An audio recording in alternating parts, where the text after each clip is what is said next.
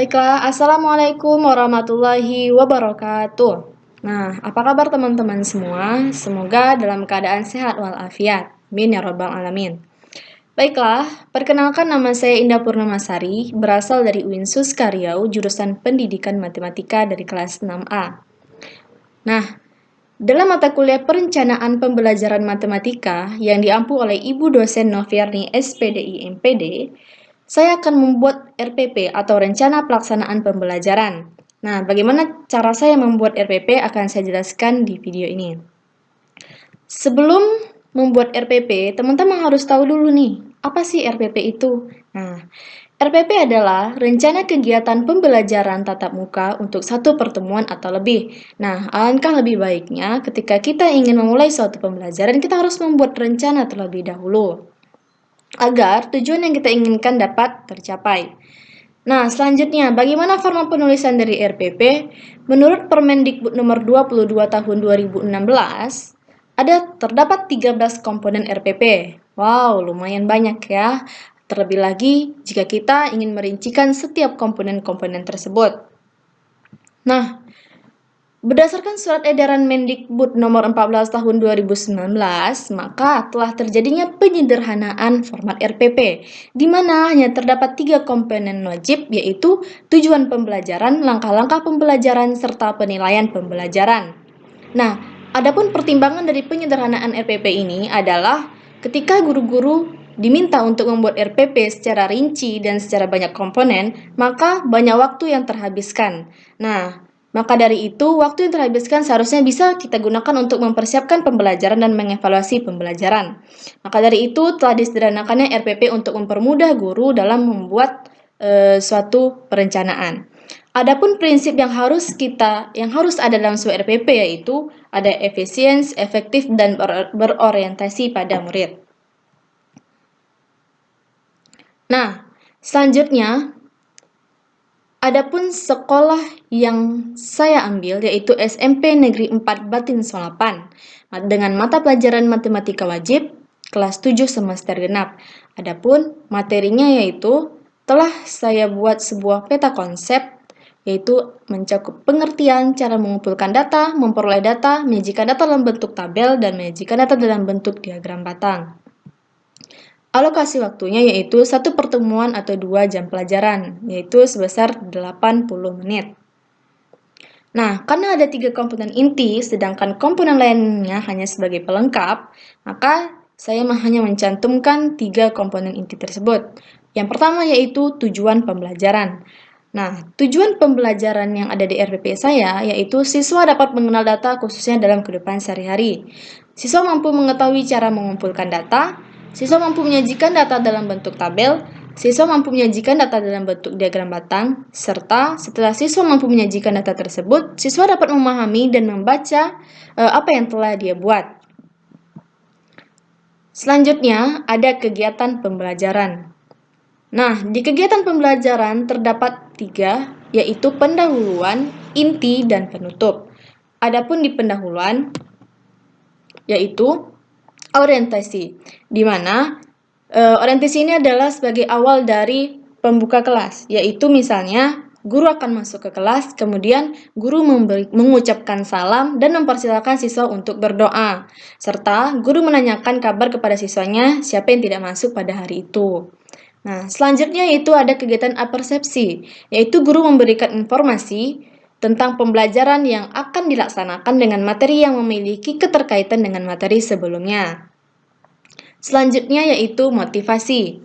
Nah, di motivasi ini guru memotivasi siswa agar dia lebih semangat dalam proses pembelajaran. Misalnya, guru juga menyebutkan dengan manfaat dan tujuan dari pembelajaran ini. Selanjutnya adalah pemberian acuan. Artinya guru memberikan peraturan-peraturan atau apa langkah-langkah yang akan kita laksanakan dalam pembelajaran ini. Nah, guru akan membentuk kelompok siswa dalam pembelajaran ini, serta guru juga menyebutkan sistem penilaian pada pembelajaran, di mana sistem penilaian itu terdiri dari kelompok dan individu. Baiklah, selanjutnya kita masuki kepada kegiatan inti. Nah, di kegiatan inti terdapat beberapa yang harus ada, yaitu stimulasi, artinya pemberian rangsangan. Kemudian ada problem statement, artinya pertanyaan atau identifikasi masalah. Kemudian data collection, artinya pengumpulan data, pengolahan, dan pembuktian. Dan generalization, artinya menarik kesimpulan. Nah, berdasarkan yang harus ada pada komponen inti, maka sudah diuraikan ke dalam beberapa, yaitu ada literasi, critical thinking, collaboration, communication, dan creativity. Nah, apa itu literasi? Literasi adalah di mana guru membuat siswa agar siswa itu fokus pada materi yang akan diajarkan. Nah, caranya seperti apa? Yaitu pertama melihat. Nah, guru akan menuliskan atau membuat suatu video sehingga siswa harus terpusat dulu konsentrasinya, yaitu guru akan menjabarkan sebuah data nilai matematika siswa. Nah, kemudian mengamati. Setelah melihat, siswa akan mengamati apakah yang dia lihat itu adalah sebagai data, kenapa itu disebut sebagai data, dan mereka akan menjawab dengan jawaban mereka sendiri. Kemudian selanjutnya adalah membaca. Biasanya guru akan meminta siswa untuk membaca materi pelajaran sebelum masuk pembelajaran berikutnya. Kemudian mendengar. Nah, siswa diminta untuk mendengar penjelasan dari guru, baik itu berupa data, pengolahan, serta penyajian data. Selanjutnya adalah menyimak. Setelah mendengar, maka siswa akan fokus untuk menyimak dan memahami apa sih maksud dari guru tersebut. Itu adalah literasi agar siswa fokus terhadap pembelajaran. Nah, selanjutnya ada critical thinking, artinya berpikir kritis. Nah, setelah guru tadi telah memusatkan perhatiannya untuk siswa, selanjutnya berpikir kritis. Berpikir kritis ini adalah di mana akan muncul pertanyaan-pertanyaan dari siswa, yaitu apakah ini betul-betul dari data? Apakah maksud dari data itu sendiri? Kemudian bagaimana caranya untuk mendapatkan data itu? Nah, kemudian bagaimana cara menyajikan data? Akan muncul pertanyaan-pertanyaan. Nah, selanjutnya ada collaboration, artinya kerjasama. Dimana karena telah dibentuk kelompok oleh guru, maka guru akan memberikan LKS kepada siswa dan menjawab persoalan-persoalan yang muncul di dalam LKS tersebut dengan cara menjawabnya secara diskusi atau kerjasama. Nah, setelah itu mereka akan communication, artinya berkomunikasi. Setelah mereka mendapatkan hasil dari LKS itu atau hasil dari diskusinya, mereka akan mempresentasikannya ke depan. Mereka akan menjabarkan jawaban-jawaban mereka, dari mana mereka dapat jawabannya dan bagaimana pendapat mereka. Nah, selanjutnya berpikir kreatif. Nah, berpikir kreatif ini adalah siswa itu dapat menyimpulkan bagaimana itu data, bagaimana cara menyimpulkannya, dan bagaimana cara mengolah dan menyajikannya. Dan kemudian mereka juga berpikir, misalnya ada jawaban-jawaban yang beda antar kelompok, mereka dapat bertanya kepada kelompok tersebut apa yang menyebabkan perbedaan. Nah, itu berpikir kreatif. Selanjutnya, ada kegiatan penutup. Nah, kegiatan penutup ini adalah terbagi menjadi dua. Ada kegiatan dari siswanya dan gurunya.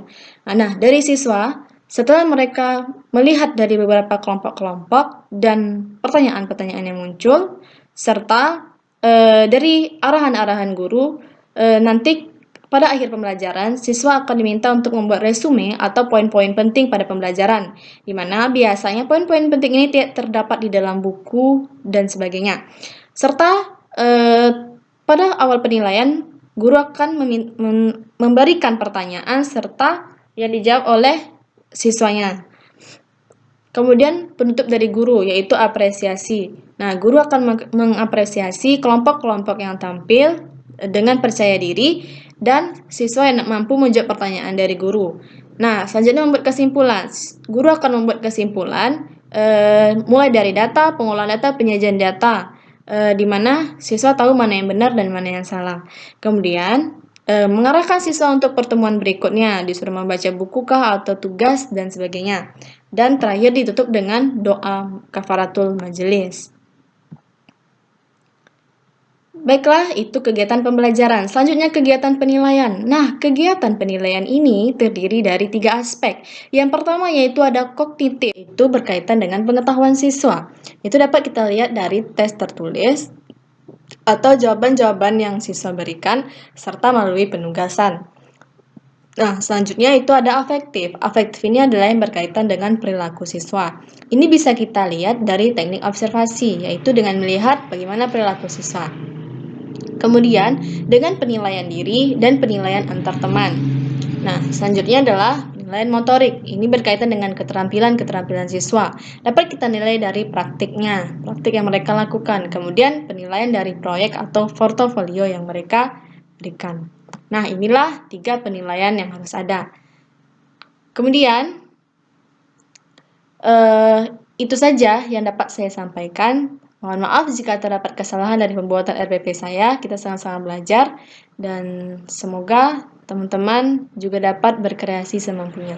Oke, terima kasih. Assalamualaikum warahmatullahi wabarakatuh.